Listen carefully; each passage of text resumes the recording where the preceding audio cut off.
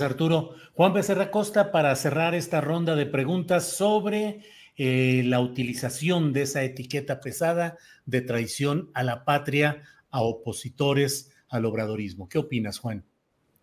Pues que es un síntoma, Julio, es un síntoma que se deja ver, que se exacerbó con las discusiones legislativas del fin de semana, que, repito, tiene dos protagonistas, ¿no?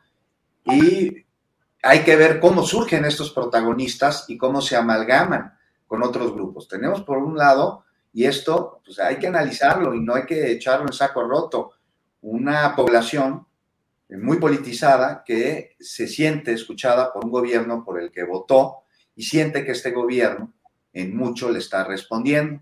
Y hay una parte de esta población que reconoce que hay pendientes, reconoce que hay fallas, y hay otra parte de este mismo grupo que está totalmente cegada ante un fanatismo que tenemos que reconocer que existe y no permite que se ponga a discusión elementos o situaciones que necesitan mejorarse o que necesitan atenderse.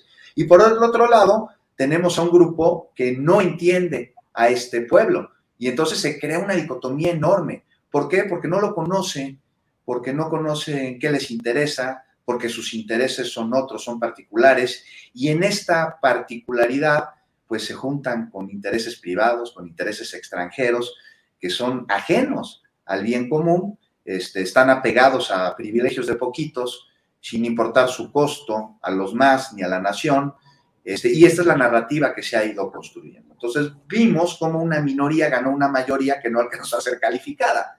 O sea, una minoría representada por muchos diputados que a su vez representan pues, a sus propios intereses, y que en este sentido de sus propios intereses se están aliando por conveniencia personal, con cabilderos que son exhibidos, que a su vez son operadores de empresas voraces y de gobiernos que siguen viendo a México como un lugar que pueden saquear, porque eso han estado acostumbrados. También vimos aquí a un presidente que es un animal político y que está muy cerca del pueblo, que podemos discutir más adelante, pero está cerca de él, y que construyó un escenario desde hace meses en el que cualquiera que fuera el resultado ganaba, o sea, de una manera u otra, porque, o sea, tampoco es de que, sí, no se aprobó la ley, pero ganamos todo. Claro que no. O sea, el triunfo de la aprobación de la reforma eléctrica es algo que se esperaba que se diera por más lejano que pudiese verse. Pero el presidente no dejó todos los huevos en esa canasta, sabiendo justo de estos intereses y resistencias que existen por parte de los grupos de poderes fácticos, pues a que nuestro país tenga soberanía energética, autosuficiencia, y con ello, pues estos grupos dejar de recibir ganancias en el corto plazo, ¿no? Y los grupos que están atrás de los grupos tienen tentáculos. Entonces, ¿qué se hizo?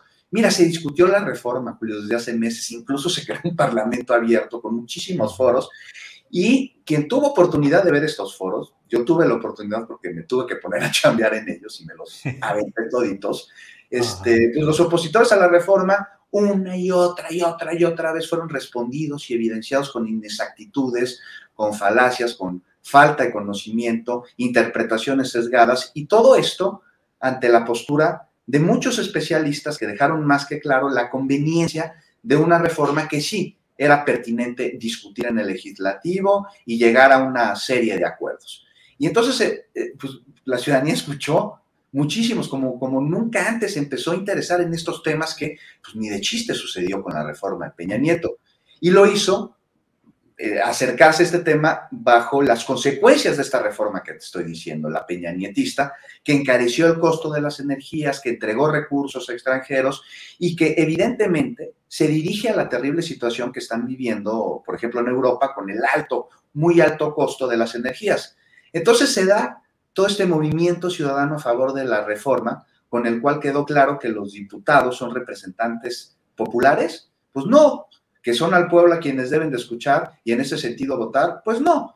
Pero esto es algo que no se les había exigido así tampoco, nunca antes. Entonces vivimos tiempos de definiciones, porque por primera vez y de manera masiva se dio una exigencia a los diputados para que votaran a favor del proyecto. No de un proyecto de nación, no de uno que se pintó como un proyecto particular. Y entonces dan las movilizaciones ya no solo en redes sociales, sino en la calle, y ahí se van a San Lázaro con marchas, con consignas. Ahí veíamos incluso al fisgón hablando, ¿no? Con mucha emoción, se tocó la puerta de los representantes, se hizo una campaña para que la ciudadanía le exigiera a sus diputados, se publicaron en Twitter la foto de los diputados con sus números de contacto, diciéndoles, oye, vota a favor de la reforma, usted comuníquese con su diputado y hágale saber cuál es la intención de voto que debe de representar. Y bueno, pues entonces, ¿qué pasó aquí? Pues vimos allí una acción y ya vimos pues cómo votaron a través de esta acción después de que se les fue a tocar la puerta, misma que muchísimos no abrieron. Votaron, como sabemos que lo hicieron, en contra de un mandato popular que los llevó a su curul.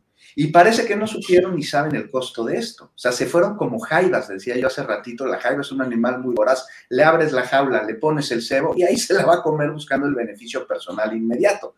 Y entonces, aquí vimos a un presidente muy cercano al pueblo de México que ganó. ¿Sí? ¿Qué ganó? Dicen los de oposición, si nosotros ganamos en la Cámara de Diputados, pues el quitarles la máscara como nunca antes. Y justo a semanas de una elección en la que se van a elegir gobernadores y a 3 años del 24, cuando habrá elecciones presidenciales. Entonces, pues me parece que aquí sí gana el pueblo de México el quitar máscaras de todos lados y gana con una torpeza de la oposición al hacerse notar quiénes son y por qué no hay que votar por ellos. Entonces, la palabra traición, pues sí es muy fuerte, pero yo me pregunto, o sea, entregar los recursos de la patria a los extranjeros no ha sido, no es y no va a seguir siendo traición.